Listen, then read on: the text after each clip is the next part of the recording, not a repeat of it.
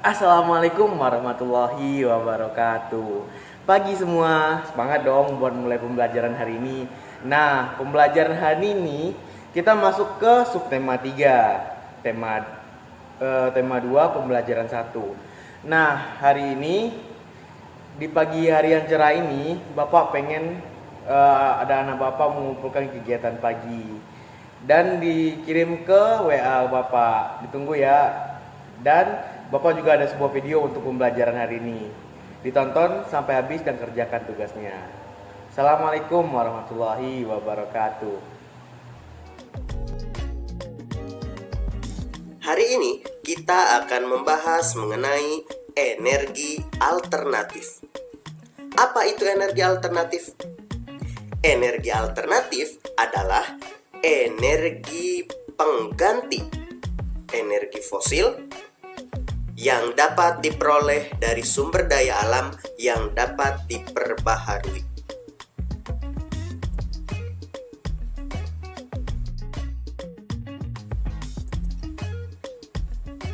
Belakangan ini, santer diberitakan bahwa persediaan minyak bumi di alam semakin menipis. Lalu, bagaimana jika minyak bumi tersebut benar-benar habis?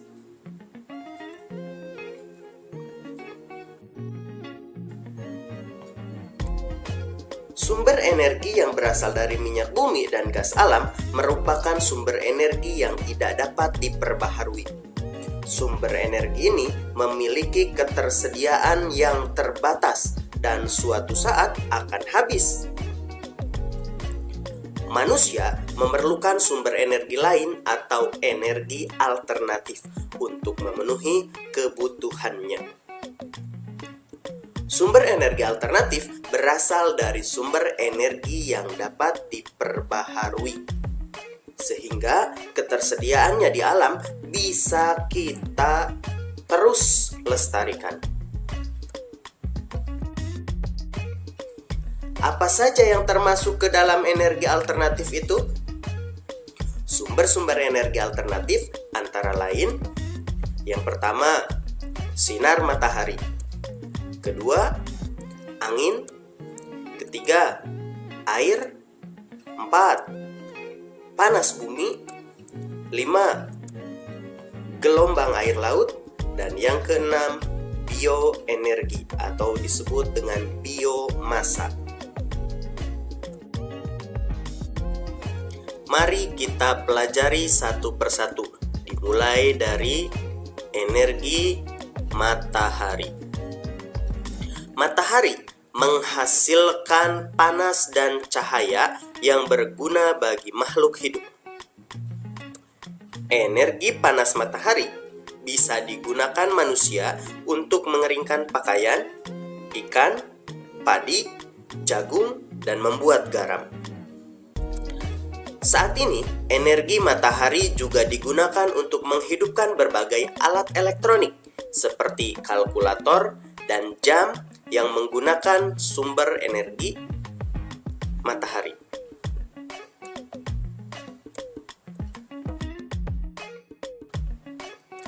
Energi matahari juga digunakan untuk menghangatkan air dan sebagai pembangkit listrik tenaga surya atau lebih dikenal dengan PLTS. Ada dua jenis alat yang digunakan untuk memanfaatkan energi matahari. Yang pertama ada panel surya, yaitu untuk memanaskan air. Dan yang kedua ada sel surya, yaitu untuk mengubah sinar matahari menjadi energi listrik.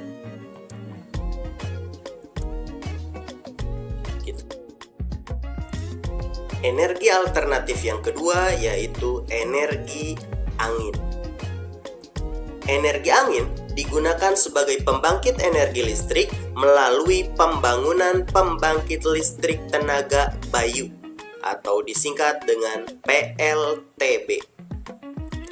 PLTB mengubah energi angin menjadi energi listrik menggunakan bantuan kincir angin yang berfungsi sebagai penggerak generator sehingga mampu menghasilkan energi listrik.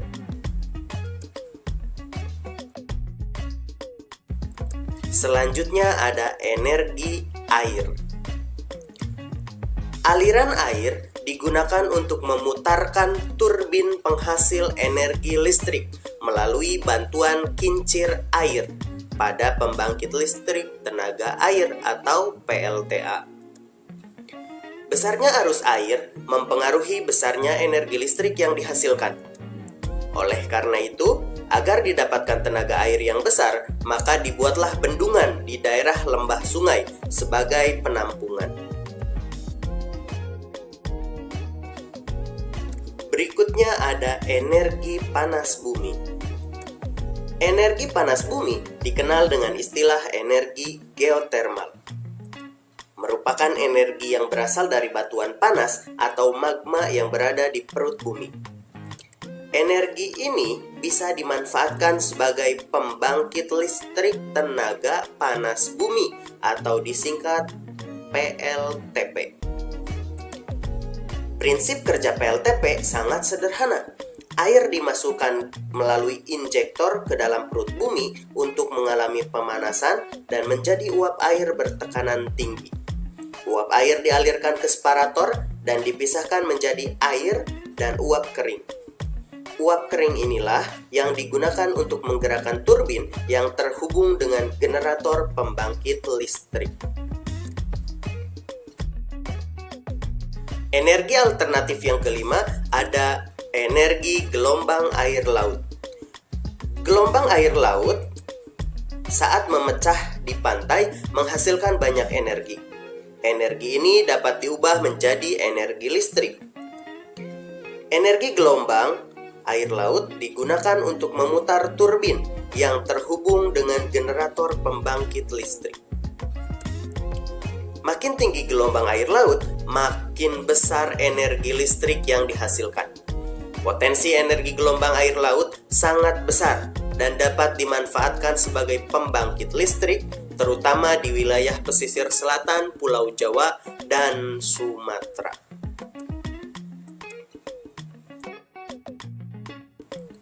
Yang terakhir ada energi biomasa.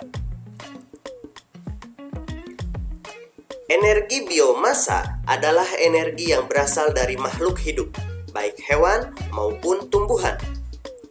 Energi biomasa dapat berupa bahan bakar padat, cair maupun gas.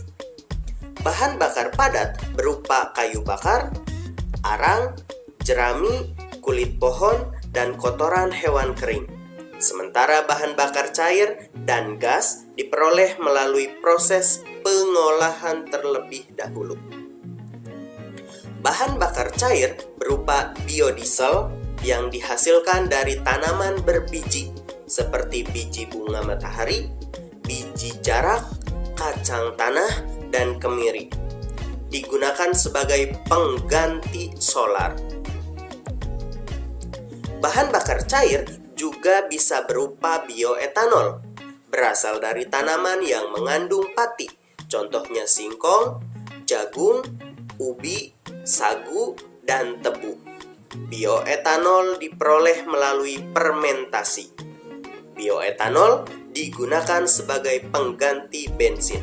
Jadi kamu jangan tertukar antara biodiesel dan bioetanol. Biodiesel dihasilkan dari tanaman yang berbiji, sedangkan bioetanol dihasilkan dari tanaman yang mengandung pati. Biodiesel pengganti solar, sedangkan bioetanol pengganti bensin. Sedangkan bahan bakar gas berasal dari pengolahan kotoran hewan, menghasilkan biogas. Digunakan sebagai pengganti LPG.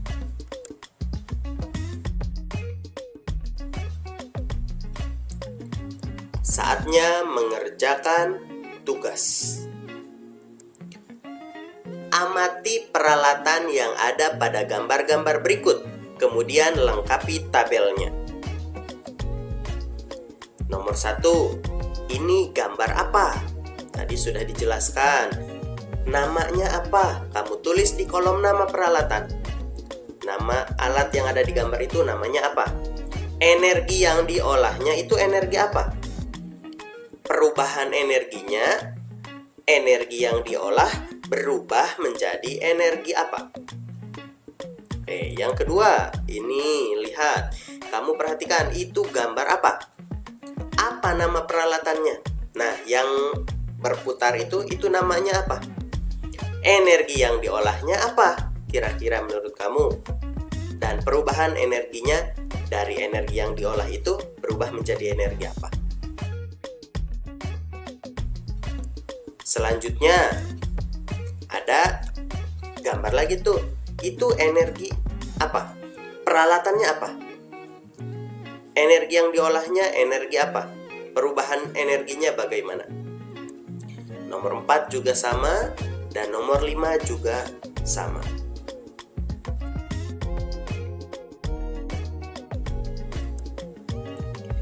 Anak-anak pintar, pernahkah kalian bermain layang-layang?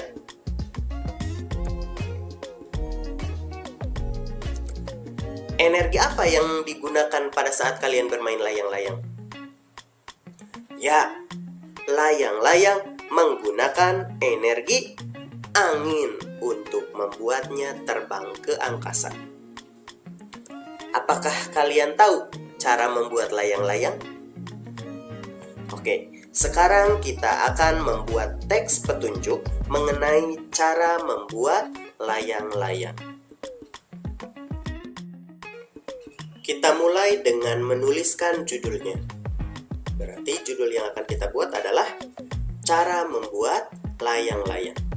Setelah ditulis judulnya, kita tuliskan pula bahan yang dibutuhkan. Apa saja bahan-bahan yang dibutuhkan? Yang pertama, kertas koran bekas berbentuk persegi ukuran 30 x 30 cm. Kemudian ada bambu ukuran lebar 1 cm dan panjangnya 80 cm. Yang ketiga, bambu ukuran 1 cm, panjang 40 cm. Selanjutnya ada benang wol, terus ada gunting, dan yang terakhir lem. Setelah kita tuliskan bahan yang dibutuhkan, selanjutnya kita tuliskan cara membuatnya atau cara pembuatannya. Kita mulai dengan letakkan bambu secara menyilang.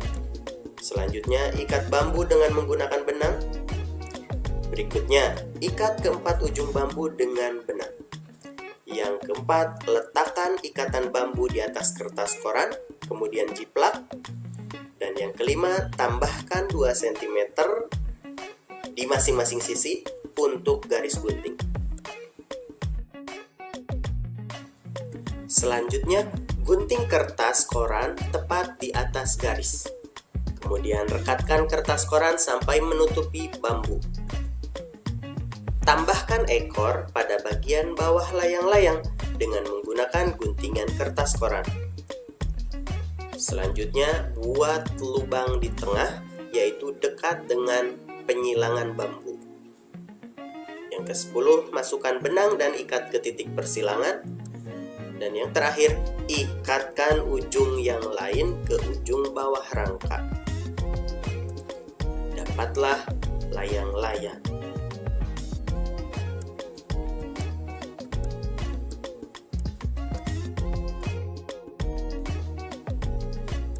Tugas berikutnya. Di tugas kali ini, kalian harus membuat teks petunjuk cara membuat kapal-kapalan dari kertas. Silahkan kalian tulis di buku tugas masing-masing dari mulai bahan sampai dengan cara membuatnya. Jangan lupa sertakan juga judul teksnya.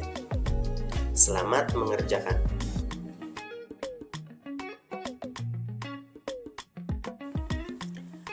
Anak-anak pintar, demikianlah materi kita kali ini. Giatlah belajar agar kalian bisa menemukan energi lain untuk kehidupan yang akan datang.